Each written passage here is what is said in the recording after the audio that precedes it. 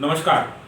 आप देख रहे हैं एसआर अशोकनगर और मैं हूं आपके साथ हितेंद्र भदौरिया। प्रत्येक रविवार को मैं आपके सामने ऐसी शख्सियतों को, ऐसे व्यक्तियों को लेकर आता हूं जिन्होंने अपने दम पर, अपने संकल्पों के दम पर, अपनी उपलब्धियां या कामों के दम पर खुद का नाम कमाया हो और शहर का भी नाम रोशन किया है। इन्हें मैं अशोकनगर के सितारे की हैसियत से आपके बीच अक्सर रूबरू कराता रहता हूँ। आज जिस आदमी को या जिस शख्स को मैं लेकर आता हूँ, ना तो उसकी तारीफ की कोई मोहताज है और ना ही उनके नाम को बोलने के बाद उनके बारे में बहुत ज़्यादा बताने की ज़रूरत है। हजार ज़हन और हजार तरह की चरित्र और हजार तरह की चीज़ें उनके नाम लेते ही आपके सामने आएंगी। मैं बात कर रहा हूँ प्रोफेसर एस एन सक्सेना और अब कर रहा हूँ प्रोफेसर स्वर्गीय एस एन सक्सेना जी के बारे में। 2 दिन पहले ये शख्स हमको छोड़कर गए। अशोकनगर शहर की मेधा का सबसे बड़ा सपूत इसे माना जाता था या प्रज्ञा बुद्धि के तौर पर इन्हें उस समय याद किया जाता था जब लोगों को इनकी ज़रूरत होती थी या लोगों को लगता था कि इनसे ही हमको चीज़ें हो सकती थी। आज एस एन सक्सेना जी के बारे में बात करेंगे, उसके पहले उनको समझ लेते हैं कि दरअसल है क्या। अशोकनगर शहर में हिंदी या संस्कृत के विद्वानों की अगर श्रृंखलाएं बनाई जाए तो पहले पायदान पर एस एन सक्सेना खड़े होते हैं। चाहे उर्दू की गज़ल हो या फिर हिंदी की कविताएं हों, एस एन सक्सेना अपने लहजे और अपने तरन्नुम के एक बड़े फनकार हुआ करते थे।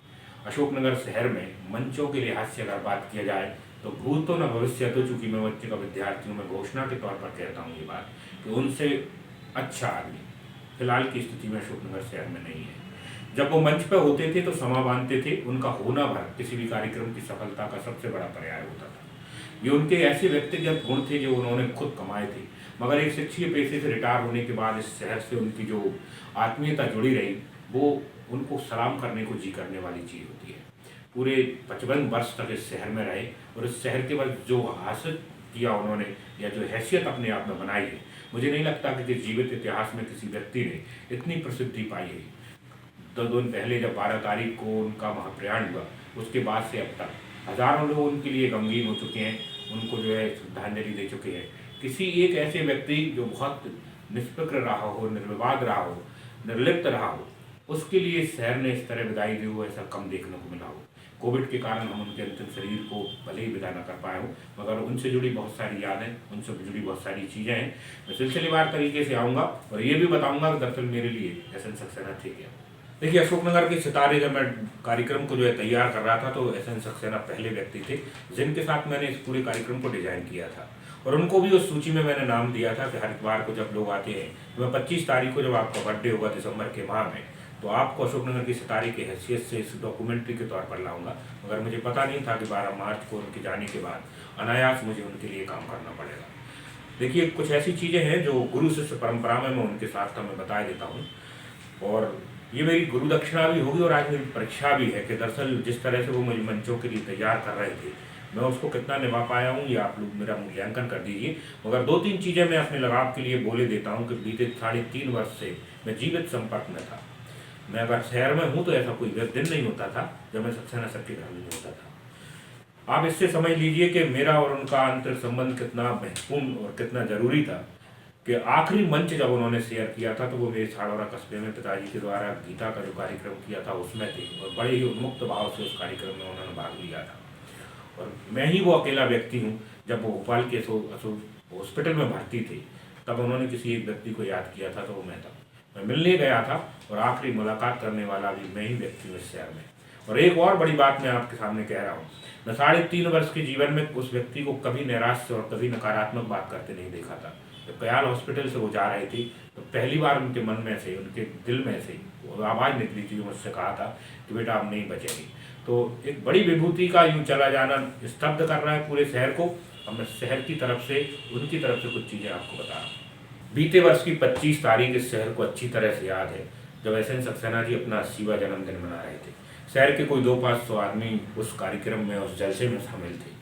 किसी के जन्मदिन में रोने का इतना बड़ा उत्सव मैंने कभी नहीं देखा था। रुदन की वो क्रंदनाएँ जो है बड़े उत्सव पर भारी पड़ रही थी। उस दिन शायद ही किसी को ये याद हो या ये समझ में आ रहा हो कि संभवतः ये जाने की तैयारी की बोध उनको हो गया था। इस वजह से पूरे शहर को, अपने नाते रिश्तेदारों को, बच्चों को, परिवार के सारे लोगों को इकट्ठा किया था। उनके सामने अपनी बातें रखी थी, उनको स्नेह किया था, उनको प्रेम दिया था। सब लोग उनके लिए उस दिन दुआएं कर रहे थे। ऐसा जलसा अशोकनगर में कम से कम जन्मदिन के लिए किसी ने नहीं देखा था।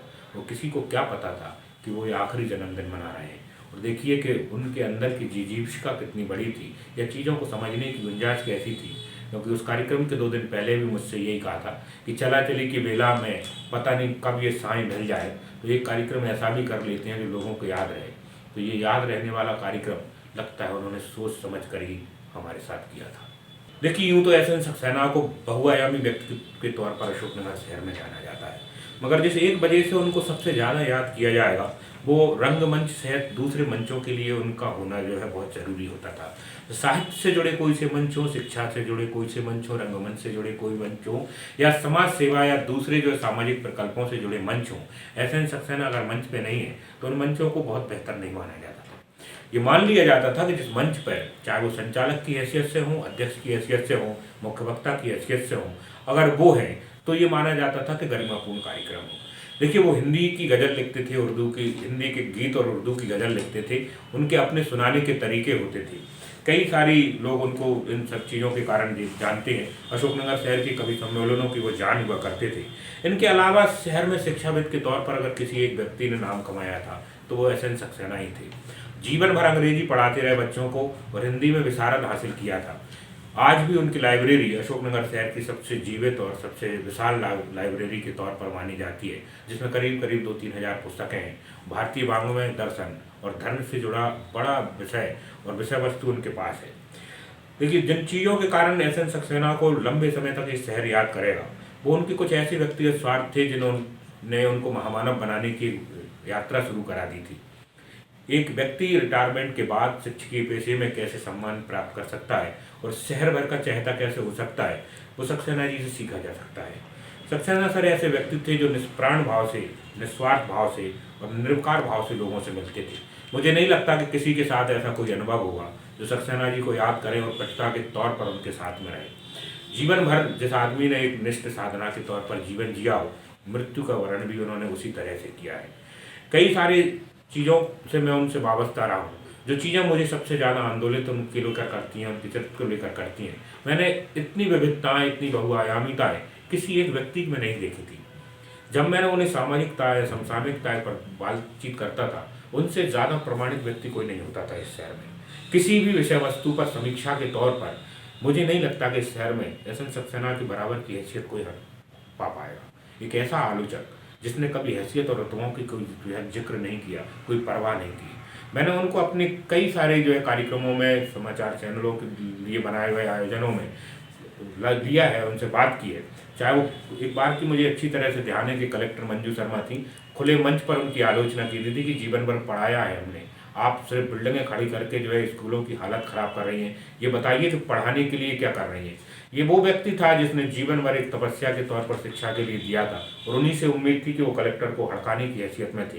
क्या मंत्री, क्या विधायक, क्या सांसद और क्या उससे बड़े लोग, जो उनकी जद में आया गलत कहने की स्थिति में उसको गलत किया। और कभी ऐसा भी हुआ कि जिनके काम अच्छे लगे उन्हें फ़ोन लगाकर बधाई दी। अशोकनगर में ऐसे जनप्रतिनिधि आपको मिल जाएंगी जिन्होंने सक्सेना सर की शाबाशी भी झेली है, उनसे जो है डांट भी खाई है। इतना ही नहीं, विचार के तौर पर कितने विविधताओं के साथ वो जीते थे। ना तो उन्हें वामपंथ के आयोजनों में जाने में गुरेज था, ना भगवा के नीचे खड़े होने में परेशानी थी, और ना ही कांग्रेस के मंच पर जाकर उनको उनके इतिहास बचाने में कोई कमी और कमजोरी महसूस होती थी। जिन चीज़ों के कारण इस शहर में वो हमेशा जिंदा रहेंगे, वो उनकी जिंदा दिली थी। आप कभी उनसे मिलने के लिए जाइए, ऊर्जा का ऐसा प्रकाश उनके अंदर से निकलता था, ऐसी तेज उनके अंदर था कि आप अगर कितने भी कसाय और नैराश से लेकर जाएंगे, जब उनका से उठ कर आएंगे तो आप में खुद तरोताज़गी रहती थी। तो एक ऐसा जिंदा दिल इंसान जिसमें सम्मोहन था, जिसमें आकर्षण था। अशोकनगर शहर का ऐसा कोई व्यक्ति आपकी नज़र में नहीं होगा जिसके सामने खड़े होने के बाद दूसरे की हैसियतें तिरोहित होती थी। उनको जो सामने होता था बड़े सम्मान और श्रद्धा की नज़रों से देखता था, वो भी लोगों को उतना ही प्रेम करते थे। इसके अलावा जो मंच पर उनका प्रदर्शन होता था, जब वो अपनी खुद की या दूसरे की जो गज़लें सुनाते थे, उनका जो तरम्मन होता था वो लोगों को गुदगुदा देता था। कुर्सी से उछल कर लोग जो है तालियां बजाते उनके लिए देखे गए थे। न केवल ये, बल्कि और भी ऐसे कई मंच थे जिसमें जब नहीं होते थे तब भी उनको याद किया जाता था। बच्चे हों, बूढ़े हों, जवान हों, महिलाएं हों या किसी भी स्तर का कोई भी व्यक्ति हो, जिस व्यक्ति के साथ सक्सेना जी होते थे वो उसी रूप में होते थे। उनका खुद का अपना कोई आवरण नहीं होता था, बिल्कुल पानी की तरह उनका रहता था। एक सबसे बड़ी वजह जिसके कारण ये शहर जीवन भर उनका ऋणी रह सकता था, वो ये है कि इस माटी के कर्जदारों में बहुत सारे लोग हैं, मगर सक्सेना सर ने इस माटी के कर्ज को जीवन भर समझा। अपने दोनों बच्चे जो एक भोपाल में और एक पुणे में रहते हैं, उनकी लगातार जिद के बाद भी इस शहर को कभी नहीं छोड़ा। बोले इस शहर ने 55 वर्ष तक मेरा साथ दिया, मुझे जवानी दी, मेरा सब कुछ सम्मान दिया, मैं उसको अंतिम समय में छोड़ कर नहीं जा सकता। इस शहर से उनका लगाव इतना था कि चंद दिन या चंद महीने इससे अलग नहीं रह पाए। और आखिरी मतलब 80 वर्ष की उम्र में आप सोचिए कि एक व्यक्ति सिर्फ अकेला इस वर्ष कारण रहता था, क्योंकि उसे इस शहर से लगाव था, यहाँ के लोगों से प्रेम था, और यहाँ से छोड़कर जाने पर उनकी रूह कांप जाती थी। तो इस शहर ने उनको कितना निभा पाया या कितना नहीं निभा पाया ये तो विषय अलग रहेगा, मगर इस शहर की माटी ने अपना एक बड़ा कर्जदार खो दिया, जो इस शहर से जितना लेता था उससे कई गुना उन्हें वापस करने की कोशिश करता था। इस शहर में तमाम सारे राजनेता हैं, तमाम सारे जनप्रतिनिधि हैं, समाज सेवा करने वाले लोग हैं, मगर लोकप्रियता के मामले में एसएन सक्सेना के आसपास पहुंच पाना अभी भी किसी के लिए संभव नहीं है।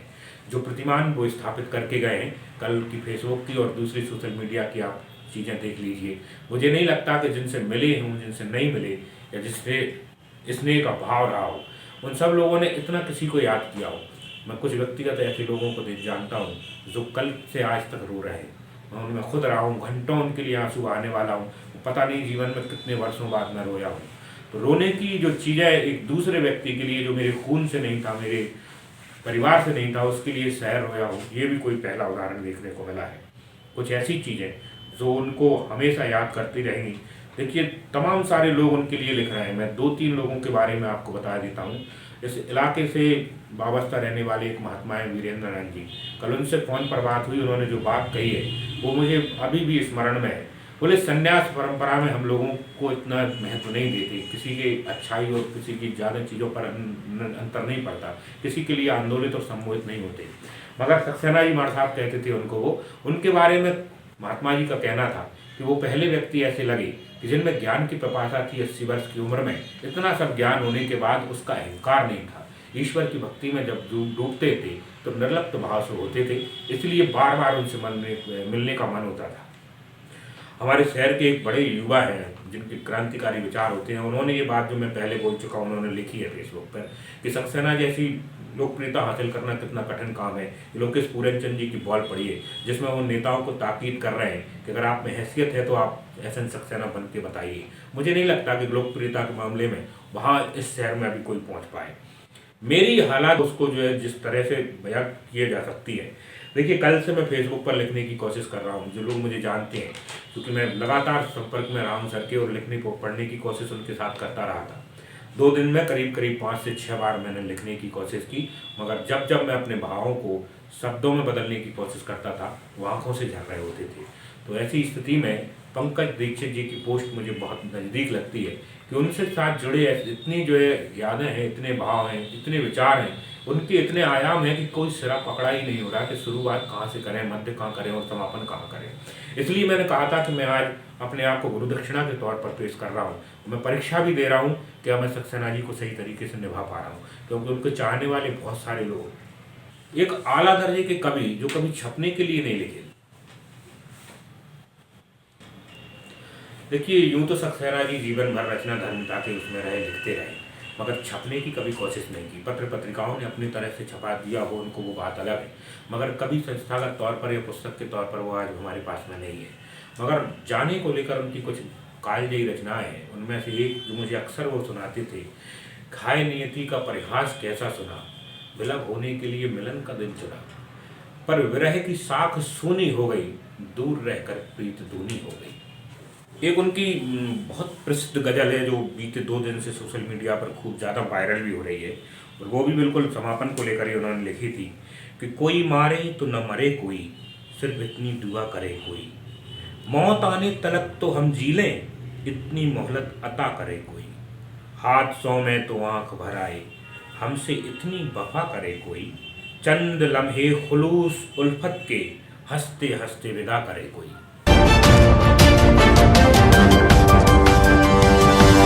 Thank you.